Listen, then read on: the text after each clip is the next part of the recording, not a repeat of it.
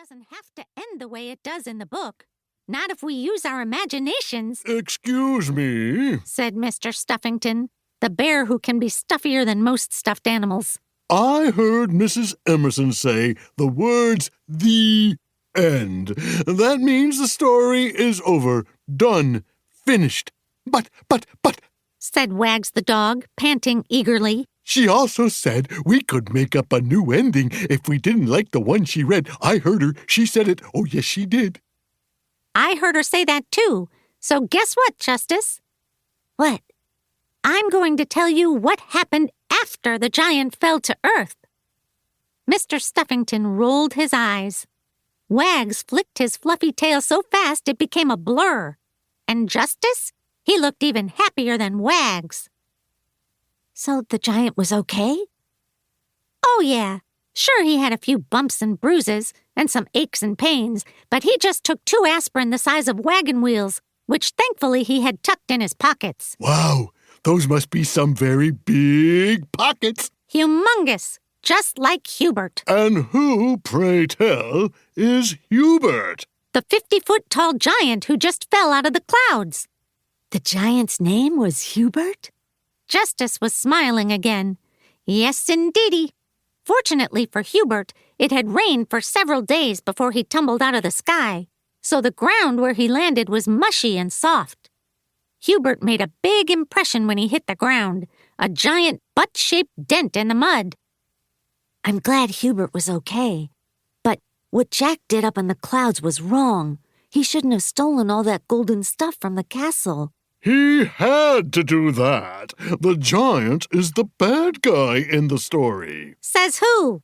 The story. If Hubert is a giant, then he has to be bad. It's the law in Storyland. I shook my head.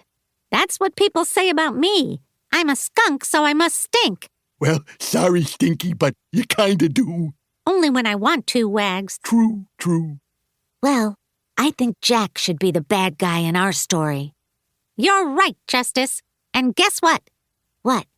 If you think Jack was bad in the story Mrs. Emerson read, just wait until you hear what he did next.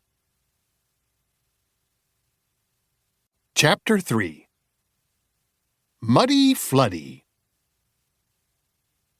Down on the story rug, Abby raised her hand. So what happened after the giant landed on his butt in the mud?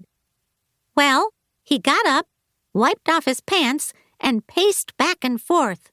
With every step he took, the crater grew wider. Why was he pacing? He was worried, Justice.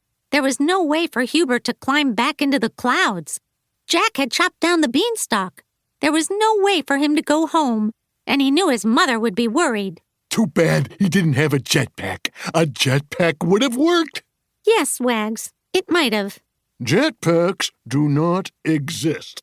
Jetpacks are not real. They can be in our imaginations, I reminded him. But unfortunately, Hubert didn't have a jetpack, or an elevator, or a super tall ladder. So he kept on pacing and crying. Mommy, I'm stuck down here. Mommy. His teardrops were so big they made the mud muddier. And then, kaboom! Did another giant fall from the sky? Nope, that was thunder. It started raining hard. In a flash, the ditch flooded. Water rose to the giant's ankles. Sopping wet, Hubert climbed up the slippery slope of his huge hole. He scrambled off to a nearby barn. Smart. That giant must have had a very big brain. Oh, he did. But he wished he'd found a bigger barn. He had to crouch down to crawl into the one behind Jack's house. Anywho, it rained for 2 whole days and 2 whole nights. When the sun finally came out, the giant's big round ditch was filled with water. In fact, it had become a lake. And Jack's humble cottage? Well, it was worth 10 times more than before because now it was waterfront property.